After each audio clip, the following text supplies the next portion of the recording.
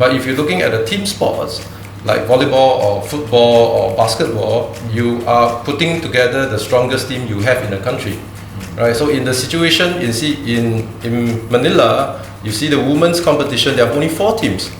I mean, to me that's kind of sad because it's an event where you celebrate sports and friendship, whereas there's only 4 teams. I mean, we could have sent our women's team there, right? I think we'll be competitive. Will we be medal hopeful? No. But will we be competitive? We will, and I believe that. And they would have gained an experience, a whole level. Exactly. So, captain of the women's team, Pei, how long do you see yourself still competing at the highest level? And are you perhaps looking at becoming a coach or even a tech official or a referee in the future? Honestly, I think I'm still living in self-denial that I'm not that old yet. So other than qualifying for SEA Games, I don't think I have thought that far yet. Well, I think there are players that are 30 over in Southeast Asia that I really look up to, and they're playing their best volleyball yet lah. So I haven't thought that far into coaching or becoming an official. But if I must say, I'll be glad to come back and help out lah in the future. Yeah. Okay. It's kind of hard to compare volleyball 30 years ago and now. The ball speed, all the spikes and everything, they're hitting harder, they're hitting faster. The gameplay has changed. Yeah, the gameplay has changed. But I believe that there is pressure, since the last medal we won was in 1993. But there is a big motivation in the whole team to try to eclipse or try to go even higher than that. Yep. Beach volleyball is unlike the traditional volleyball where substitution is allowed. So in the event for beach volleyball, if there's a injury to any of the partners, basically the game is out. Right? To have the better understanding, because it's very important, because you do not need to make guesses in a gameplay situation. You roughly know the chemistry you build over time will allow you to read your partner's intention during the game. Whether it's defending, it's really very, very important to have a good chemistry, to be in sync with what your partner thinks, and this one takes time to build actually. So far, BAS, I don't recall really having any of these like where you mentioned like clinic or whatever. So to me, it's quite. I think mainly because of the facilities. In the first place, in the local school or what school, we don't even have a sport for like beach volleyball, only just indoor because based on because the sport is not in the national school games. Yeah. Okay. So it's very hard to actually get out to actually show all the kids or whatsoever lah. I actually saw one of the international coaches wrapping a sarong around his head, and by doing that, he actually spoke to the players on like the strategy, and because he's covered up, right? So no one and the area was quite crowded. No one actually know that he's the one that actually he was the one that is actually giving the instructions. So there are actually a lot of ways like the coaches try to hide like their intentions to the players.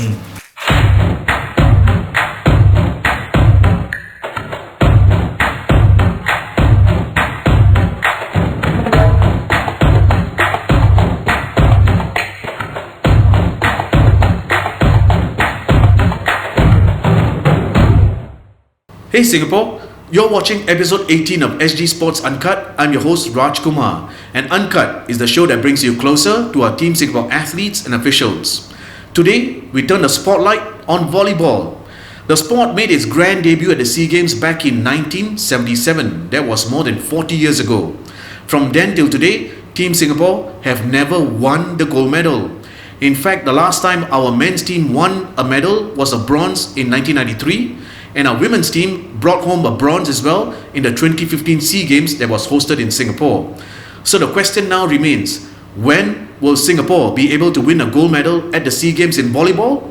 For those answers and much more, let's hear now from our friends from the Volleyball Association of Singapore. Hi everyone, welcome to episode 18 of SG Sports Uncut.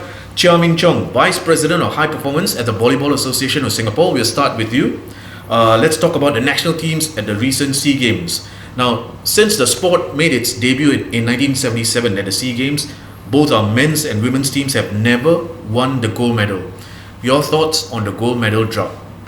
Thank you for having us. I think to start off with, I've never really thought about the gold medal drop. I think important to put it into context. I think in the last 40 years, if you like, in the last 40 years, before 1993, for the men's team, we had never gotten a medal. I think the best performance was in 1983 when it was held in Singapore. We were 4th in Southeast Asia. So in 1993, there was a bronze medal for the men's, and that remains the only medal for the men's until today. Okay. For the women's team, the last 2 medals was in 1981 and in 2015, which are bronze medals, and until now, and that were the only 2 medals for the women's team. So if you put that into context, I think a gold medal now, if you talk about a gold medal, is a bridge too far for me. So I think what is important is to understand how has volleyball developed in Singapore. So if you look at our neighbors, Southeast Asia, you look at Thailand, world class.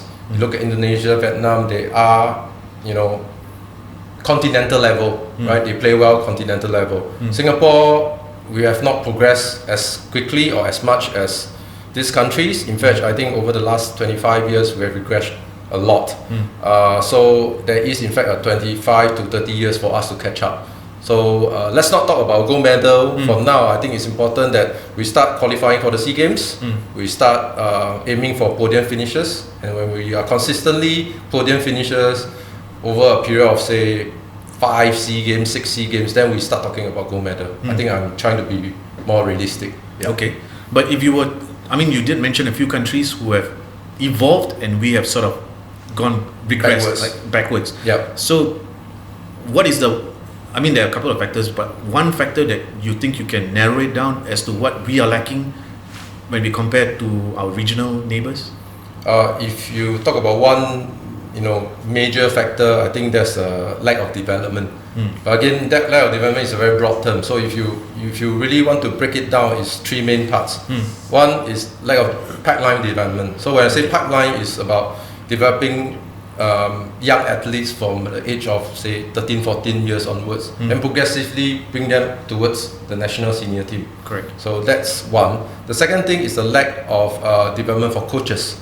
So imagine if you are trying to develop a bunch of kids and you don't have a pool of good coaches to manage these kids and coach these kids, then you're not going to get good players at the national level. So that's the second thing. And the third thing, and probably a bit controversial, but I think there's a lack of development for officials as well. So officials are a very critical part of the game because they referee the game, right? So if your officials are not developed, they do not follow up with the rules, they don't understand the latest way of playing the game, over time people lose confidence in the officials, and that's gonna have repercussion to the whole fraternity. So like you say, it's like a domino effect. Officials, the pipeline, and the coaches. Yes. Okay. Now also with us is Travis Ng, who is the co-captain of the men's national indoor volleyball team. Travis, you made your SEA Games debut just a few months ago in Manila. How did you and your teammates perform in the group stage? I think we did alright. We played against Thailand and Myanmar. For Thailand, I think with them being one of the regional powerhouses in Southeast Asia, I think the fact that we were able to took a set off of them, I think it says a lot about us. Okay. We were able to fight them quite closely. Okay. But I think we just lacked the composure and confidence for the subsequent sets to close out the game. Okay. And then for Myanmar, I think it was more balanced. We watched tape, so we knew what plays they were gonna run, what kind of certain plays that they were gonna run at a certain time, like when crucial point comes. Yeah, but I think then again it still comes down to composure that we lacked off to close out the games, because each set I think the difference was only 2-3 points. Yeah. Okay. So you didn't progress beyond the group stage, then you played for 6th and 7th against Vietnam. A few words on that match.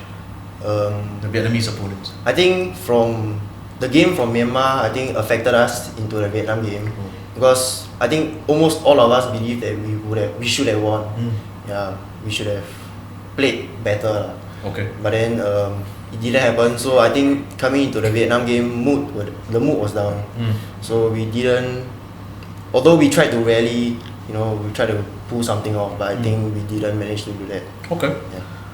Yeah. You finished 7th overall. What was the target set before the campaign? And for you personally, what did you take away from Manila 2019 because it was your debut? We didn't really. There was no target specifically, but we just wanted to go there, and give our opponents a run for their money, and to reintroduce Singapore into the volleyball scene in ASEAN region. Okay. Yeah, and I think with our performances in the 3 games that we played, I think we did that. Okay. We were able to show people that Singapore is not a pushover. Yeah, and personally, I think being able to see players that I couldn't dream of, my idols. So it was a joy watching them play. They're able to compose themselves regardless of like crowd or the scoreline. Yeah, so it's something that I can learn from. Okay. Well, there's only one direction, and let's go up now. Okay. Your time will come. Let's hear from the captain of the women's national team, Lee Pei Ying. You did not send a team for the SEA Games. How did that news go down with you when you first knew about it? Well, we are definitely disappointed about it, but we have to manage our expectations. Our training squad was only formed prior 1 year to the qualification attempt, and then given that we had several injuries within the team, given the circumstances, I think that the team have to regroup and everything. I think we did the best we could. So, yeah. Okay. So what did you and your teammates do in light of missing the trip to Manila? While they were over there, we were still training, so we were catching up on whatever we were lacking on, and then the management actually got us down for a meeting, a review session where we went through what could be improved, and following up to 2020, what can they do for us that will help up the team standard up. Yeah. Okay. In a related news, Min Chong, there were only 4 teams that competed in the women's campaign in Manila. They were Thailand, Indonesia, Vietnam, and the Philippines. Did the VAS, Volleyball Association of Singapore, feel that we didn't have a team that was strong enough, and even if they had lost, hopefully it wouldn't have been by wide margins? I mean, what's the story of the women's team?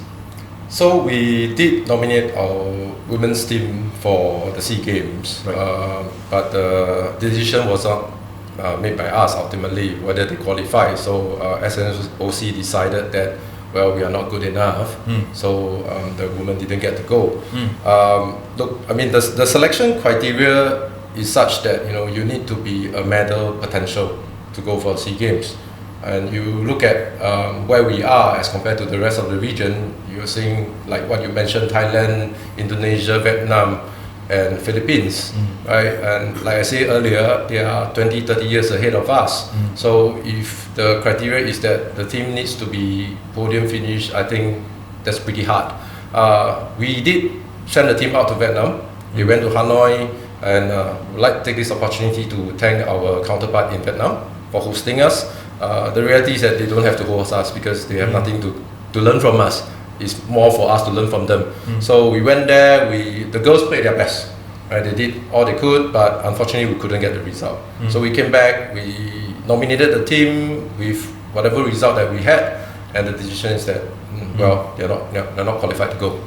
So I guess that's the story. Well, it shows you that the standards, even by the SNOC, Singapore National Olympic Council, in terms of even the SEA Games, standards have gone even higher for our athletes to compete.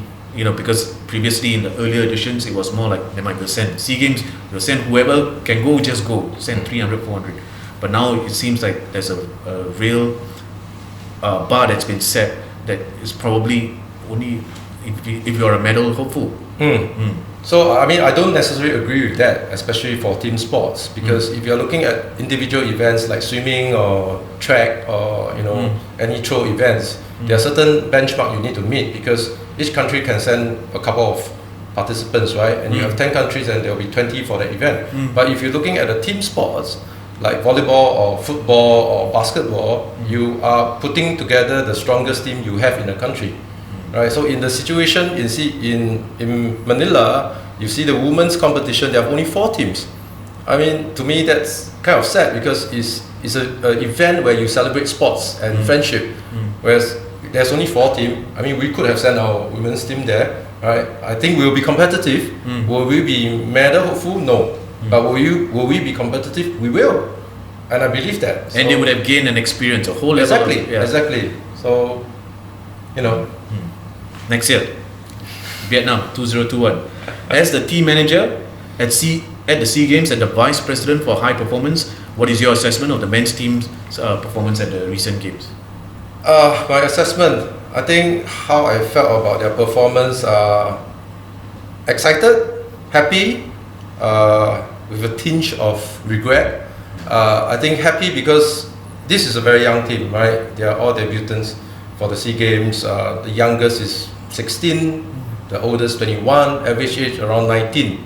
So, you know, even when we were in Manila, people say, oh, this is a very young team, right? So, I think it's invaluable exposure for the team. You know, the type of major games, atmosphere, the environment, seeing your role model, you know, players that you only wow at when you were in Singapore. So I think it's a great experience. They played really well, especially against Thailand. First game, first set, they took down 1 set from Thailand.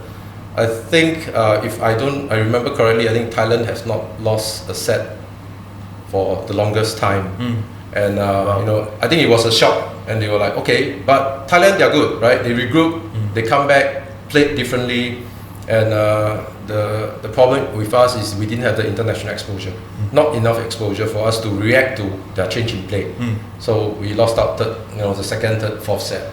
Against Myanmar, I thought they played better. Right, more balance. Again, I think we lost out because we couldn't take the final few points from them. Like what Travis said, you know, when we played Vietnam, the team was down because they really believed that they could beat Myanmar. And if we have beaten Myanmar, we have been in the top 4. Totally different story altogether, right? Then you really have a chance to go for a medal. Yeah. So I think overall, I think they did well. Great experience for the guys. Like you say, since many of them were making their debuts. Yes. Yeah. Travis, does it make you fearful or even under pressure to know that the last time Singapore won a medal, we're not even talking about gold, but rather a bronze at the SEA Games was in 1993, almost 30 years ago. Is that a scary thought, or does that lead you to a different kind of motivation to actually want to do something about it? It's kind of hard to compare volleyball 30 years ago and now. You know, the ball speed, all the spikes and everything, they're hitting harder, they're hitting faster. The gameplay has changed. Yeah, the gameplay has changed. But I believe that there is pressure, you know, since the last medal we won was in 1993. But there is a big motivation in the whole team to, you know, try to eclipse or try to go even higher than that. Yep. Yeah. Okay. In fact, every athlete goes through pressure. It's something that you all have to deal with. Okay, from the best in the world to, you know, even the ranked amateurs, all athletes go through all that pressure. You're currently studying at the moment. Which course are you involved in, and how do you find time to train? I'm studying mechatronics in Temasek Poly. Yeah, and it's tough to manage between school and ball. So like, you know, for example, if classes end at 6, your training starts at 7, you need to rush down from school all the way down, and then let's say the next day, I think at the end of the day it's self-discipline, because you need to be able to stick to your schedule, and not have any other obstructions in the way or distractions. Yeah. You only train on weekdays? Yeah, and we train on weekends also. Wow. Okay. Pei, the women's team last medal was in the last medal at the 2015 SEA Games when Singapore hosted. That was a bronze, so the goal still remains elusive. Does that play on your mind as well? Yes, I mean, I was in the spectator stand when that happened, when they played the crucial game against Myanmar. So I think at that point of time, I just that moment itself actually gave me the motivation to that I feel that it can be achievable somewhere along the way if we continue to work hard for it. And that's why a year later you entered the national setup, right? In 2016. You're 26 now this year. So that means you became a national player at the age of 22. Yeah. 22, right? Would you consider yourself as a sort of a late entry into the national squad? Yes, but I mean when I first started playing volleyball in secondary school, I never expected myself to be part of the national team. I don't think anyone did at that point of time. So how I got in is kind of like a coincidence here and there. And now that it's been 4 years, but looking back, I think the fact that I can join the national team at 22, it shows that we are very open to people who didn't have the opportunity to come in at an earlier age. So whoever can help the team, we would totally welcome them. That's right. Whoever's got potential and got talent and the skills. Coming back to Min Chong, so we more or less have a feeling of where both of our teams stand regionally in the rankings. It's 2020 now. At the start of a new decade, what's the first thing that the VAS is working on to improve the rankings of our indoor volleyballers? Okay, so when we came back from the SEA Games last year in December, in January this year, we sat down with both the teams and talked about the plan for this year, what are the competitions that are suitable for us, what are the one that we have sufficient funding to go for, the training plan for the rest of the year, etc. So, but we are not only doing that, like what I mentioned earlier about the development part of things, right? So I think it is also important for us to focus on the three main things that we talk about. Pipeline, so we started a U17 squad for boys and girls. I think hopefully over time we bring them to U19, U23, and that over time progressively build up a pipeline. What we're also doing is we are doing more coaching development courses for our local coaches, so they can pick up the new skill sets to coach younger kids or maybe high performance athletes. The third thing is also doing a lot of work around courses for our officials. So really focusing on the three key pillars of development, at the same time focusing on the existing athletes, because if you just do one or the other, then you'll end up with maybe a very slightly better national team without the pipeline, or you have the pipeline without a national team, then how do you motivate your younger athletes to want to play for the national team? So those are the things that we are currently working on. So not so much about improving the ranking, but it's really creating a right environment for volleyball to evolve and grow over time. So given that the pillars are now slowly getting to place already, does the VAS have a target that by a certain year we need to win a certain medal at a certain games? We don't sort of publicize it, right? But I mean internally we want to be, like I say, consistently qualified for SEA Games. Medal hope 2023. Right. I mean, I've not cleared this with my council. This is what I feel. I think 2023 will have not high chance, a possibility of getting a medal on the podium. Yes. Okay. Can I also ask? Yes. How is your NSA coping with the COVID-19 situation? Okay, for us, what we have done since couple of maybe 2 months back is we've asked all the athletes when they come for national training to do temperature taking, contact tracing, and regular hand washing in between trainings. So that's one of the things that we did. And in February, we were supposed to have a U19 championship, which we cancelled just before yellow became orange, right? So we took the precautionary measure to, because a lot of them are from schools, so we want to make sure that we don't expose the kids to additional risk, so we cancelled that event. One of the other thing that we also did is, I think this is more internal within VS and the national team, is that I've put down a travel ban for non-essential travels for all the national athletes. So basically, if you need to travel to any country just outside Singapore, when you come back, you will have to go on 14 days leave of absence from the national team training. Any country? Any country. So basically what I'm trying to do is to make sure that I am protecting the athletes and I'm protecting their teammates. So I think rather than having a case, unfortunately if there's a case, then the whole national training comes to a halt. So that's not what I want to see. So I think instead of that happening, I'll just make sure that you go away for 14 days. I think it's okay to miss 14 days of training rather than the whole team misses all the training. So in a related topic, let's talk about training. And when it's not a competition period, how many hours does your team train in a week?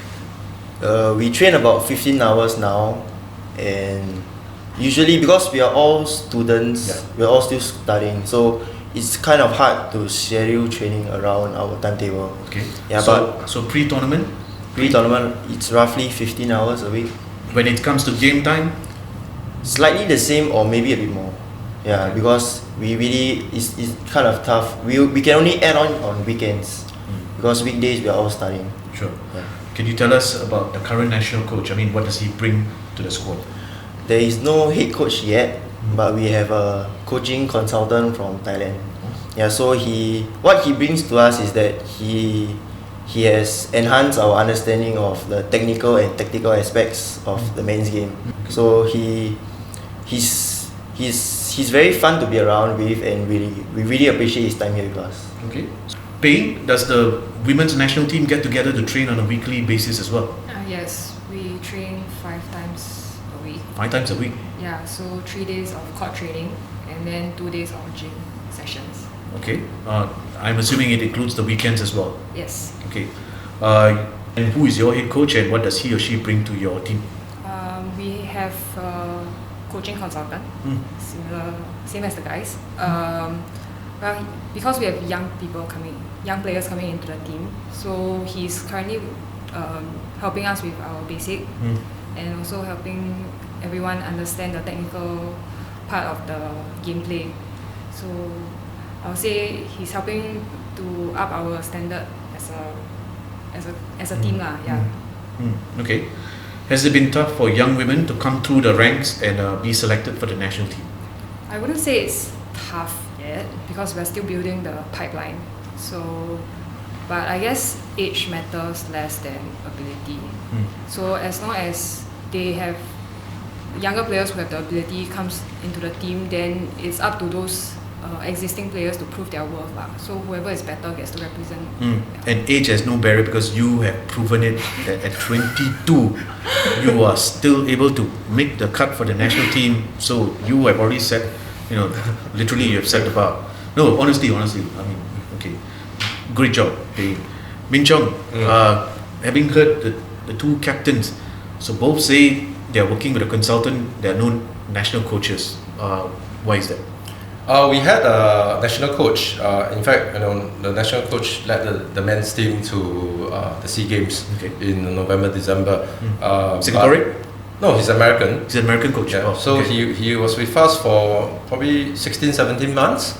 I think one of the things after the SEA Games, we make an assessment. We thought about it and we say, look, I think he is probably a bit more strategic. Higher level, looks more on gameplay, strategy type coach.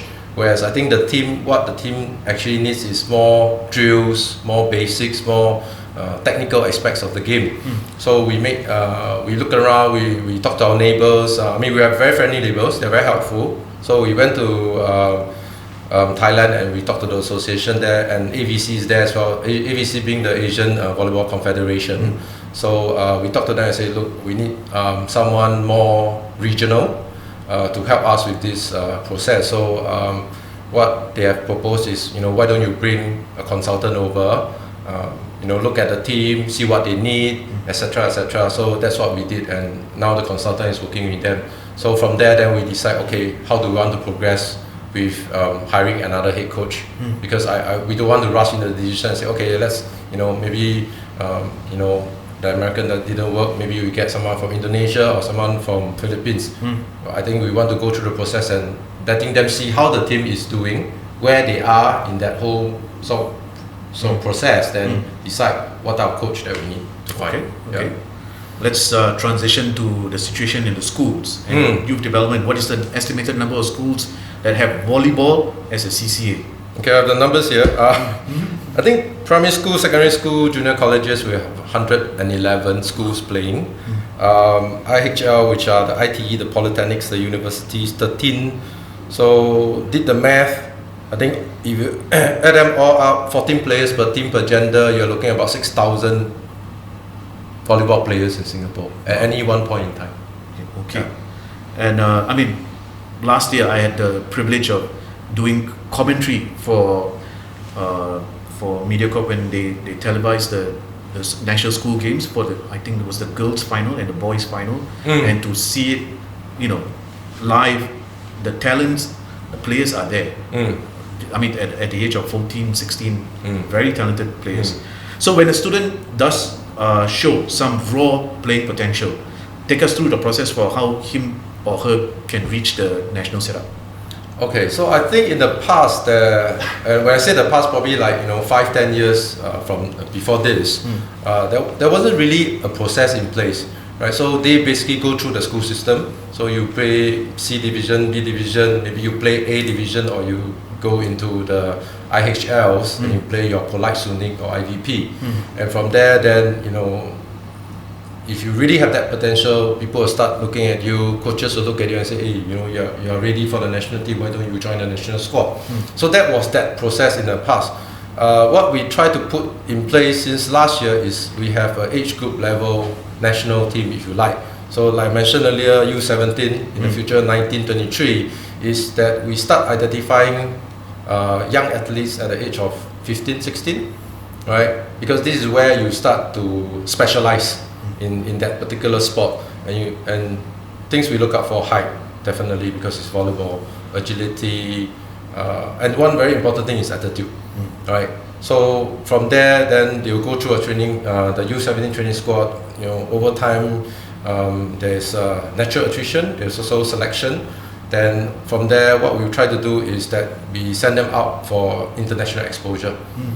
And we also have this collaboration with Ministry of Education, where their teams for ASEAN School Games is actually trained with the VAS teams or the national teams.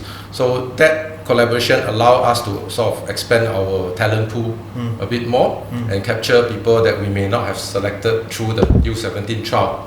So through that, I think as they progress, as they go to the youth squad, if they go to the national squad, give them more and more international exposure. And that is the thing that after the SEA Games experience, we realized that what we really need. Okay. Yeah. Wow, that sounds like a very detailed and very precise pathway towards the national setup. Yeah. Travis, do you and your national teammates actually get to go out to schools to do training clinics? If not, are there any other things that you get to do with the students? No, I've not attended any training clinics as I know of, but I would be interested to do them. And I did attend the U17 trials a while back, and I helped out with the selections, watching them, watching their gameplay. Okay. And I think it's heartening to see that there's so many people wanting to join our cause for the future of volleyball in Singapore. Yeah, I think it's good to see them lah. Yeah. If the question is posed to you by a youth as to what is the toughest thing about being a volleyballer, what would your answer be? For me, it would be motivation. Because let's say the youth is a student athlete, so he has to juggle between family, school and volleyball. Yeah, so if let's say he doesn't have the motivation to come for training, to want to be a better player, he will put excuses in, I'm not free, I have family time. Yeah, then I have to work. Yeah. So then I feel that motivation is something that if you have the motivation and the drive to do something, you will achieve it if you want it. Yeah, so for me that is one of the most important aspects. That is what you would tell a youngster. Okay. Paying at the schools level, you can see several talented girls with potential competing in the national school games, as I said a minute ago. So that's across all three age groups or the divisions. So when you see them compete, what is going through your mind? Recruit. Yeah, I mean, given I had the opportunity to travel to Southeast Asia countries, and then we get to see and play with the teams there. After coming back, you realize that the local standard of playing is actually still very old school as compared to other countries. So we definitely want to get them in as early as possible so that they get enough exposure, and at the same time with all these old players in the team, we can actually guide them along and then hopefully as they go along they can have this experience and then pass down, so there's this continuity in the women's team also. Okay. And if one of them, the youngsters, were to ask you about the sacrifices that you've had to make as a national indoor volleyballer, what would you say to them? You basically have no social life. Like it's about balancing between work, family, and you kind of, because volleyball is a team sport, so whatever you do, whatever you decide on, it affects the whole team. So for me, I really have to work my time around the trainings and everything, and then everything else is just but I think more importantly I would tell them is there's a lot of people out there that will actually tell them that this is not a worthy pursuit, like because nobody believes that we will get there. But I think I will hope that they will try, because the experience you get here and the bonds that you have with your teammates is definitely something that you cannot experience outside. Okay. Co-captain of the men's team, Travis, what are you keeping your eye on in 2020 as far as volleyball is concerned? There's the Singapore Volleyball League that I'll be participating in April, early April. Then after that, Fingers crossed it goes on. It goes on. Then towards the early June, I think we're looking to head out for an AVC event in Central Asia. ABC is in Asian Volleyball Confederation. In Central Asia. Yeah. Let me see. Is Kyrgyzstan where you're going? Yeah. Kyrgyzstan. Wow. Okay. So I can see it on your. So what is your target for that particular event? I think we're hoping to solidify our technical aspects that we have learned from our consultant from Thailand, and see that if we have improved from SEA Games. Okay. Is the Vietnam SEA Games in about 20 months from now your main target, or are there any other competitions besides the ABC on your radar still? I don't think so. No, because you're going national service next year, is it? Yeah. Next year. Okay. Captain of the women's team, Pei, how long do you see yourself still competing at the highest level, and are you perhaps looking at becoming a coach or even a tech official or a referee in the future? Honestly, I think I'm still living in self-denial that I'm not that old yet. So other than qualifying for SEA Games, I don't think I have thought that far yet. Well, I think there are players that are 30 over in Southeast Asia that I really look up to, and they're playing their best volleyball yet lah. So I haven't thought that far into coaching or becoming an official. But if I must say, I'll be glad to come back and help out lah in the future. Yeah. Okay. Chamin Chong, Vice President of High Performance at the VAS, we'll let you have the last word for this half of the show before we speak to your friends from Beach Volleyball. So 2 quick questions, which is the first being the launch of a new format in the nationwide volleyball league.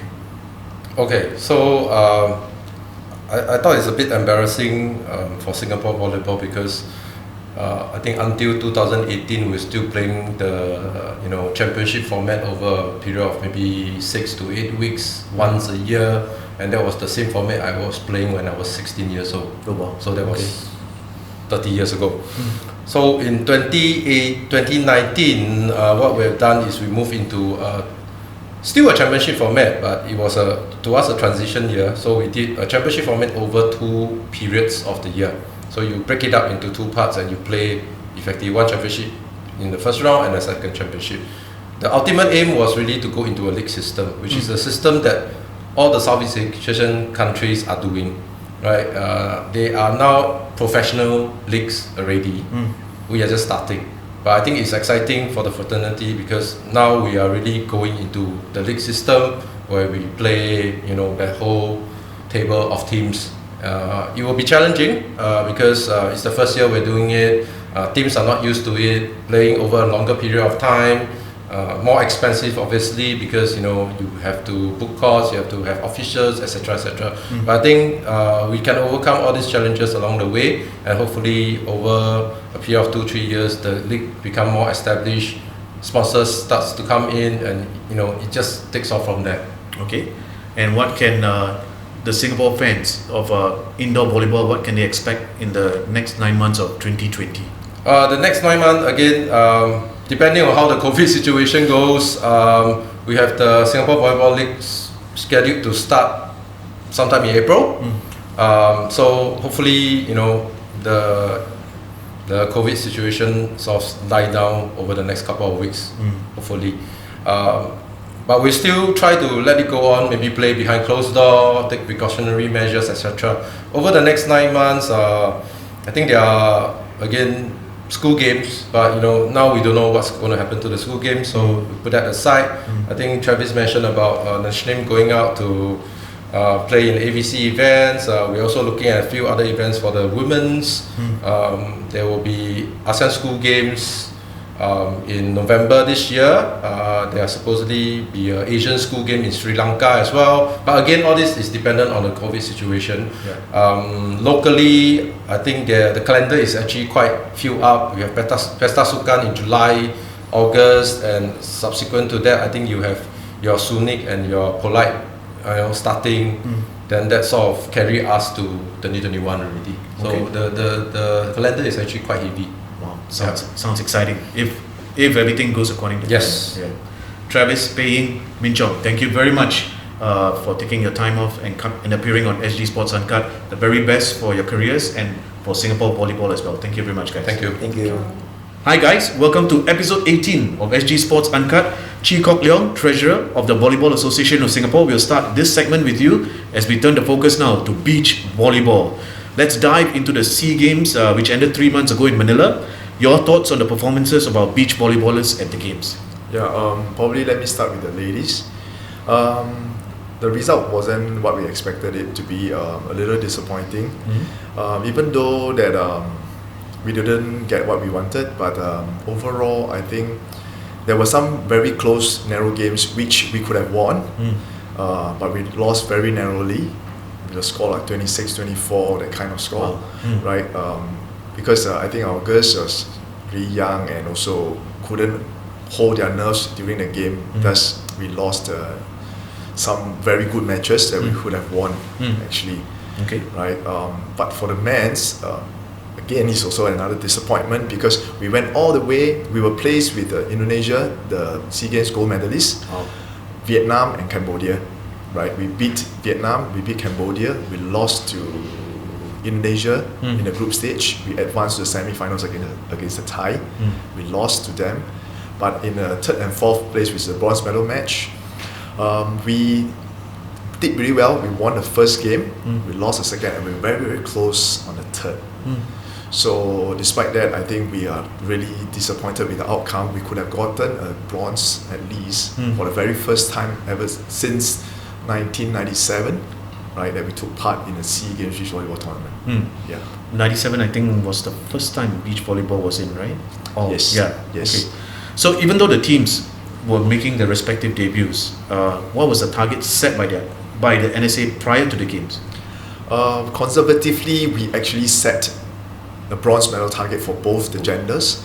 We do not, because it's the first time we are taking part, because we've regional countries taking part, they have a lot of experience. We are playing against Asian Games second and third medal in the last Asian Games, so we didn't set the bar too high for us.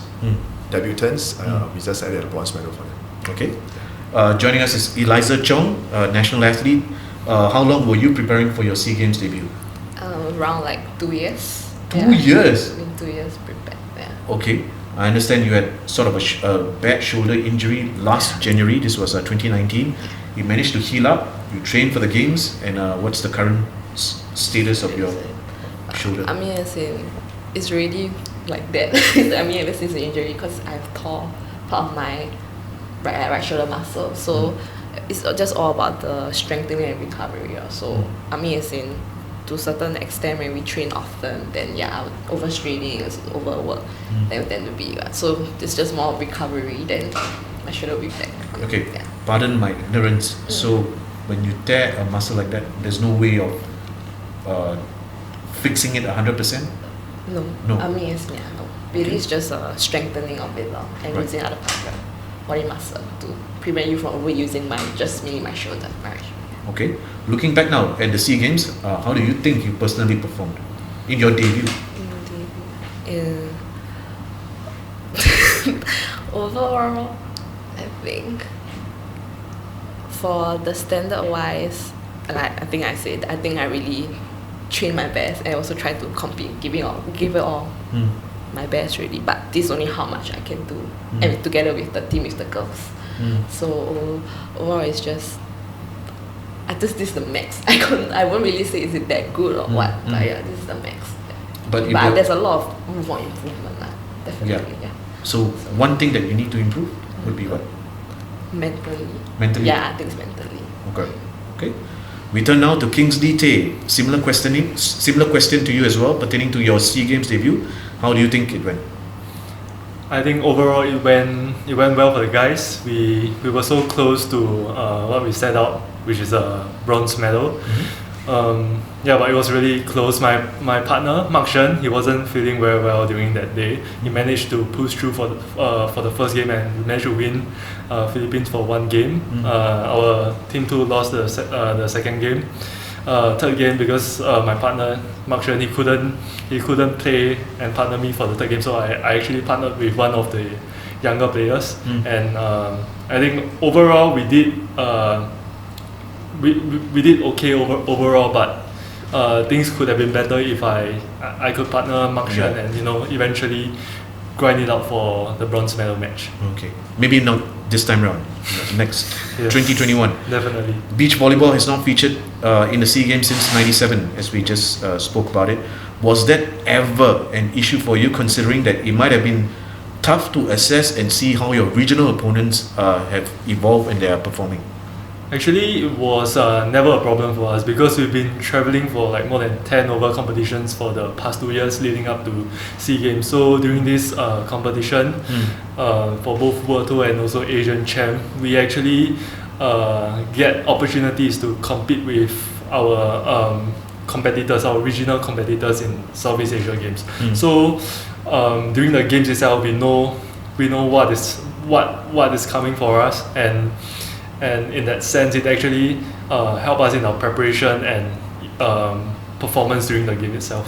Okay, you mentioned Mark as your teammate, whom you partnered alongside and competed with. Yes. So besides him being unwell, how is your chemistry like? I mean, for the third game of like the bronze medal match, I partnered with Travis. Our chemistry wasn't as good as me with Mark Shen because we've been competing a lot together, and we've been training a lot together as a pair. But overall, things could have been better if I can partner Mark Shen and play against the Philippine third game. Okay.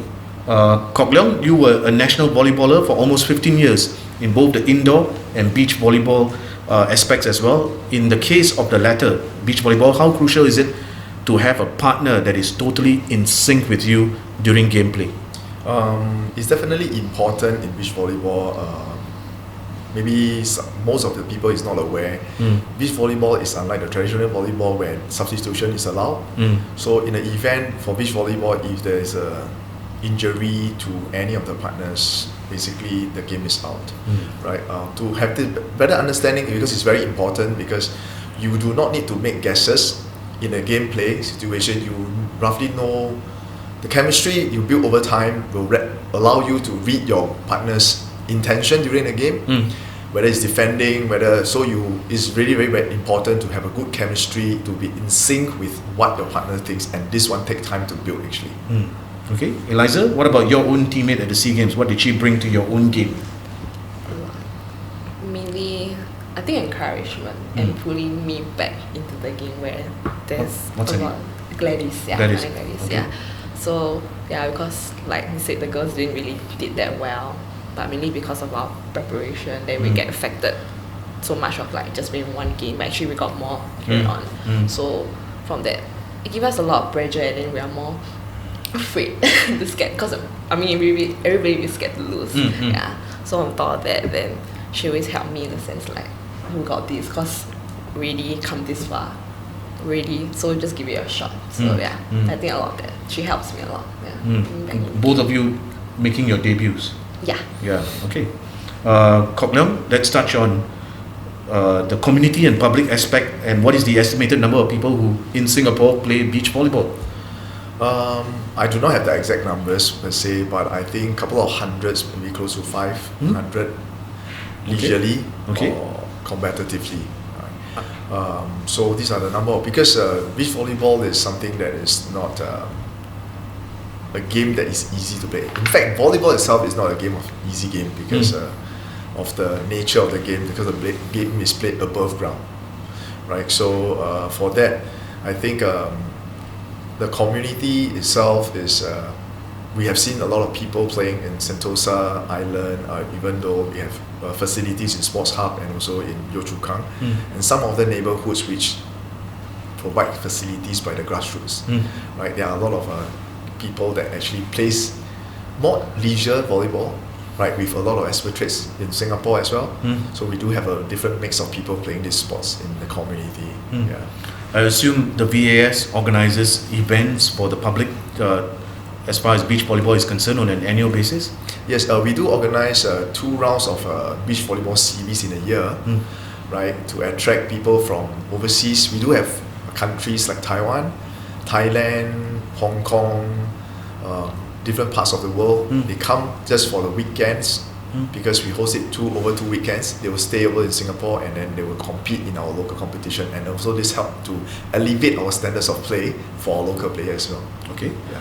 Kingsley, for those watching right now who might be unfamiliar with beach volleyball, could you give us a brief rundown on the format of the game? So the format of beach volleyball is played by 2 players on sand court, and for both the players, they are allowed to contact the ball a maximum of 3 times before sending the court over to their opponent's court. The objective of the game is to make sure you send the ball to the ground of your opponent's court to win a point. Sure.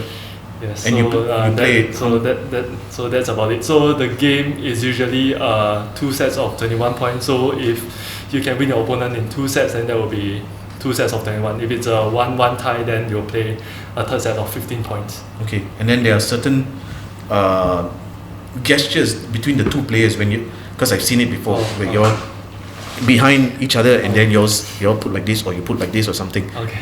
What is it? What is that? Okay, that is more towards the tactical aspect of the game. Between you and your teammate, right? Yeah. So if you think about the beach volleyball court, let's say if we usually have a blocker and a defender. So for my partner Mark, he's actually the blocker. I'm the defender. So usually, because we only have 2 persons covering such a big area of the court, so it's important to communicate. Which. For blocker, his job is to block the ball. For defender, my job is to defend the ball. So it's important for us to signal to each other or tell each other what are the areas we are covering. So let's say if he show a sign 1, and he will put it behind, and then that means he will block the line. Which means if let's say he's on the left side of the beach volleyball court, he will take the left side area of the court. Then which means I'll be defending angle, which is the right side area of the court. So if he shows 2, means he will guard the angle area, which means my defensive area is on the line itself. So a more in-depth tactical strategy is, sometimes during our block we can show more than just the coverage area. We can actually point to the weaker player. We can point to the weaker player of our opponent, so that when we serve the ball, we can serve to the weaker player to make things easier for us. So it really depends. Like in beach volleyball, the players have to be really versatile and be adaptable to changes. So sometimes if the weaker player pick up the game, gain momentum, then it's time for us to serve the other guy. Then we will show through all these hand signs. The signs are like a science in itself. Yes. Amazing. Wow. What is the profile of a beach volleyballer? What sort of physique should this person ideally be in? Ideally. Okay, ideally, both players have to be tall. Okay. Really? Yes, both players have to be I'm out. tall in order for you to 1.7 meters, totally out. Okay. in order for you to get an edge in international competition. So for me, That's mainly for guys, right? Eliza. no, okay. So Eliza is definitely no. shorter So than there's a next part to answer. So if you look at the world, the good teams, they are generally very tall. The average height of good teams are 1.95 meter, I suppose. But that doesn't mean there's no room for a shorter player. So their shortest player competing in international standard, and they are like 175, 180, 185, and they can still compete because shorter players, they are more agile, and usually when you're more agile, you have like greater speed, greater explosiveness, then they tend to be more crafty in their gameplay. So there's room for shorter players for beach volleyball. But if you make a comparison to indoor volleyball, generally indoor volleyball players have to be tall. Everyone has to be tall to compete, but for beach volleyball player, usually like what I told you earlier, there's always a blocker and a defender. So the blocker definitely have to be tall because you need to cover a wide area above the net. But for a defender, we will need a player to be more agile, and usually shorter players are more agile and more explosive in terms of lateral movement and also in terms of their hops and jumps. So there's actually room for shorter players in beach volleyball. That's where our specialist Eliza comes in. No, I mean, with all due respect, obviously there's a different aspect of the game of being short and tall. Which times of the day are suitable for beach volleyball, especially in Singapore? I think morning, because Really? it's not as hot as, because Singapore is really very hot. Yeah. So morning about what time? Normally around like from 8 onwards, 8 Okay. to 10, I think the sun is not as killer as compared to like afternoon, like. And 1 evening to- is not recommended? Normally, I mean, because generally our almost our match schedule is always in the morning or noon. Very rare will there actually be a night game. Okay. Yeah, so we actually need a lot of exposure on during the sun. So actually from how our stamina goes and all, because night normally there's also that screen and all, then be quite cooling. So yeah. And how or what do you do to prevent dehydration or prevent heat stroke? Definitely a lot of rest. Yeah, rest and hydrate. You hydrate a lot. Drink lots of water. A lot. Okay. Kok Long, you're a training coach as well. In this sport, I understand that the coaches are not allowed to communicate with the players when the gameplay is on. So, have you seen, or are there incidents where coaches are managed to somehow pass signals to their players? Definitely, because like you mentioned, the coach is not allowed on the court side for the senior games, but for under 21, the coach, under 21 and below, like under 21 and 19, the coach can be on the court side. So if you're talking about the more senior ones which they are involved in, basically the coach is not allowed. So there are coaches, for example, I comes from a country that don't speak my main language is not English. So the coaches will try to sneak around the court and shout in their own native language, hoping to give instructions to the athletes to attack a weaker athletes, which the referee may not understand. The Opponents might not understand. Opponent may not understand. The officials around them may not understand. But basically, if this is done too often, a lot of shouting across so the officials has the right to stop this, whether it's coaches or whoever that's shouting in their language that people don't understand, to stop. Otherwise, they will be faulted on that. So Or they won't send the coach back to the if locker room. they won't send it immediately, but they will send it after some cautious, and then if the instructions to them continues, they have the right to actually send them out of the so-called the area of play. And I think Kingsley, before the show, you said there were other ways besides verbally. There are other hidden signs that a coach can pass on a signal. Oh, Something to do with hand gestures. Oh yeah, like hand gestures is one. I actually saw one of the international coaches wrapping a sarong around his head, and by doing that, he actually spoke to the players on like the strategy, and because he's covered up, right? So no one and the area was quite crowded. No one actually know that he's the one that actually he was the one that is actually giving the instructions. So there are actually a lot of ways like the coaches try to hide like their intentions to the players. It's interesting. I mean, thank you for sharing with us. I mean, those of us who are new to volleyball would never have imagined that there is still a little few tricks that goes on. Colum, what sort of sand pitches are ideal for the sport that's played here in Singapore? I mean, it could be the national athletes, it could be the public. Okay, for ideal sand pitches, I must say is something that is compact, not so powderish, because that will actually allow easier movement on the courts if the sand is compact. So basically, when you run, your feet is not sink into the sand. That makes movement difficult. Right, so generally in Singapore, I think the pitches here are quite ideal. Right, we do have our national athletes have experienced sand that are so powderish. The moment you step on it, your 3/4 of an ankle is inside the sand already. So that makes really not ideal situation to play in such situation or the pitches condition. Okay. Kingsley, which are the usual popular sports in Singapore to play beach volleyball? Definitely Sentosa. Siloso Beach, Tanjong Beach. I mean, if you go there during the weekends, you can see like at least 10 beach volleyball courts set up at Sentosa. People actually take the effort to set up their own beach volleyball court because there's not much available courts for public use. And the fact that you can see like 10 beach volleyball courts there, to me is something, because it's not easy to set up a beach volleyball court. It takes time and it takes effort because you have to nail the pin into the ground to prevent the net from falling over. So if people are willing to put in so much effort to set up the beach volleyball court, gather and play the game of beach volleyball, it's really an impressive feat for me. And what about the mainland in Singapore itself? East Coast Park? There's one court at East Coast Park, one court at Pasir Ris Park. In Changi, nothing? Changi, not that I know of. Okay. Yeah, and people usually play there as well, especially during the weekends. Like if you want to play there during the weekends, you have to queue. Okay. Oh, wow. You have to queue and tell them, I'm going next, and yeah. Alright. The gear that you wear, how much does one normally need to spend in order to fully protect your body and your vision? And what are the items do you actually need to have on your body for beach volleyball? I would say shades and sunblock. The Shades two and sunblock? essentials. Okay. The rest you can wear anything you want, as long as it doesn't really restrict your movement.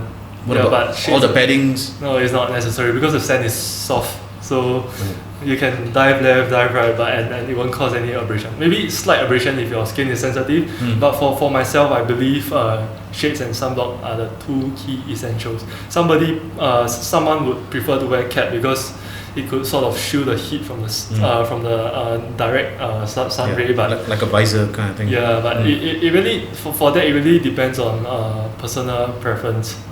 Okay. Yeah, but for me, definitely shades and sunblock.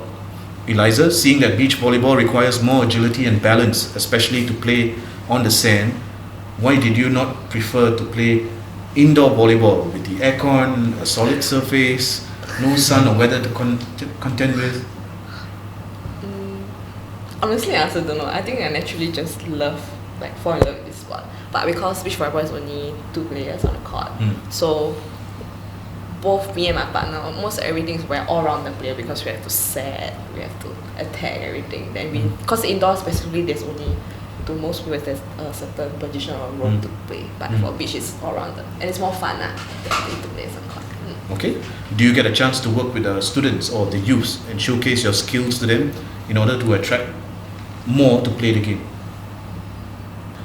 So far, BAS, I don't recall really having any of this where you mentioned clinic or whatever.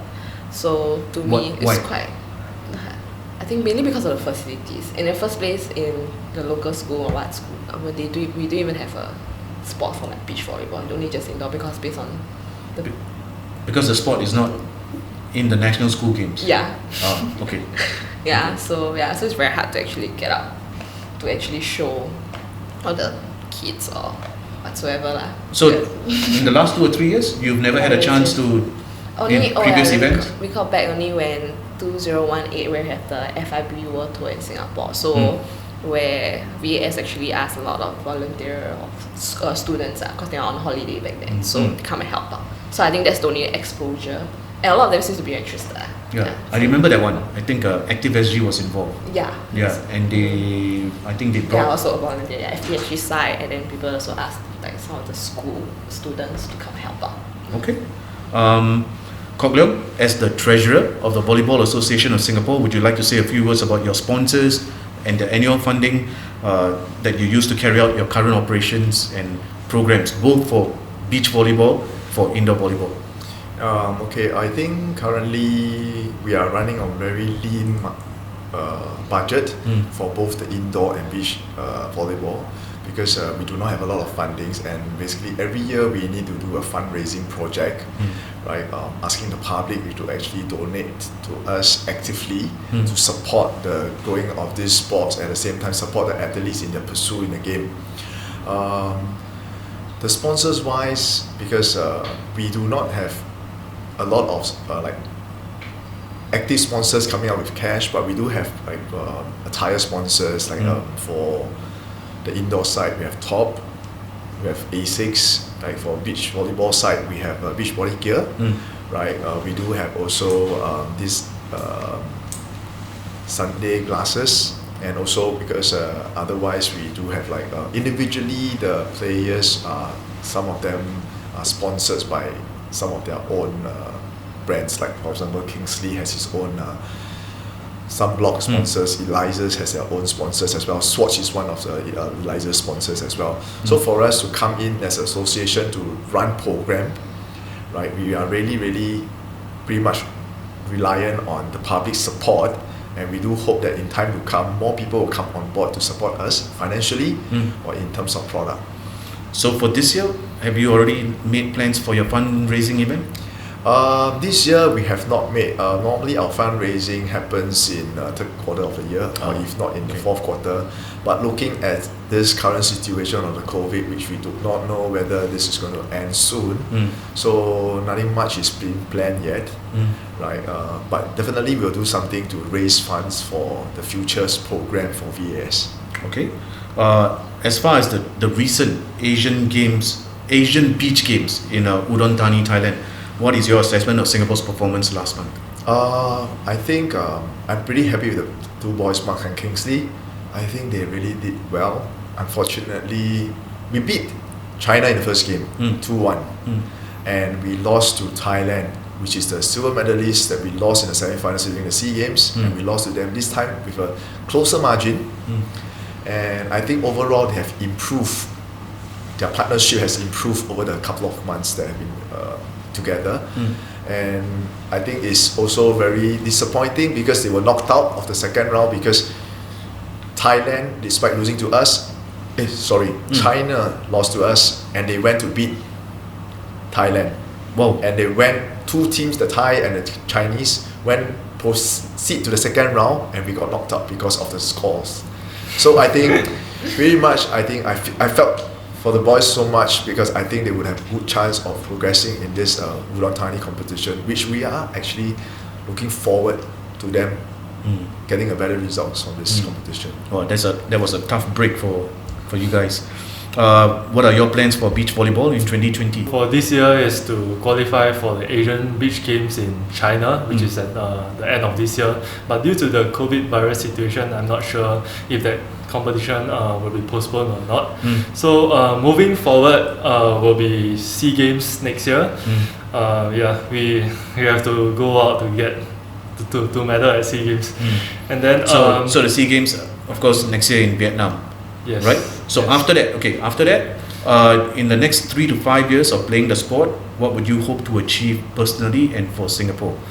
So in the next 3 to 5 years, definitely an opportunity to participate in Asian Games, because for all of us, we haven't got the opportunity to actually participate in Asian Games, which is also a major competition for all of us. But in order for us to participate, we have to qualify first, and in order for us to qualify, we have to actually podium in a few regional competition to show SNOC that we actually have the ability to eventually medal at the Asian Games. So so that's our goal for this year and also in 3 to 5 years time. Eliza, what are you presently working on currently? Still getting my degree now. Your degree? Studying. Okay. Degree in which course? Marketing. Okay. And looking at the current state of beach volleyball in Singapore, are you happy and satisfied with everything, or would you like to see 1 or 2 changes? Currently now, because right now actually VAS for the past 1 year, actually a lot of things has changed. The community side really changed, so it improves a lot. Like back when I started playing when I was like 15, back then we really it's just like we don't have as much as now where we have like with the SSI support and all. For things to improve and change for beach volleyball, I would definitely love to see like the school actually put beach volleyball into a competition. The CCA. The CCA. Then actually more, because actually the amount of people that actually playing beach volleyball is actually quite little, and then we actually also need players to actually come in. So I think that's a big factor, and maybe also the facilities. And of course, once it's in the CCA, it can become part of the national school games, right? Okay, your facilities. Because your current, I think there are a few public pitches. I believe it's one in Bishan, one in Clementi, and one in Hougang. And then Sentosa, and one in Changi, One in Sports Hub. and one in Sports Hub. Wow. Okay. Kok Leong, we'll let you have the last word. What are you hoping for beach volleyballers to achieve this year? This year, like what Kingsley has mentioned, we are actually targeting in the Asia Beach Games. This is one of the major games happening this year. Otherwise, we have actually signed up for a couple of FIBB events regionally, but due to again the COVID virus, a lot of competitions cancelled. Like Thailand, Philippines, and even Korea, I think they are already cancelled. China cancelled. So for this year, we do not have much plans except for hoping to qualify for the Asia Beach Games. Okay. And what can Singaporeans look forward to in beach volleyball when the COVID-19 situation is hopefully over in the next few months? Or I think when the COVID-19 is over, we hope to run our events again, because right now we stop our National Beach Series. We hope to have that back in the program again. So there's more exposure to the game, right? So right now what we are trying to do as an association is to try to promote the sports to more people, right, with the help of the TFG as well. Okay. All right. Eliza, Kingsley, Kok Leong, thank you very much for appearing on SG Sports Uncut. The very best in your sports careers, in your personal careers as well, and all the best to beach volleyball and the medals as well in the coming decade and more. Thank you very much. Thank you so much. Thank you. And you just heard from our friends from the Volleyball Association of Singapore. Let's wish our athletes the very best as they continue to train and represent the Republic in all of the coming competitions over the next few years. Meanwhile, if you have any feedback on the show, feel free to drop us an email at sgsportsuncut@gmail.com. Till the next time, I'm Raj Kumar. Bye for now.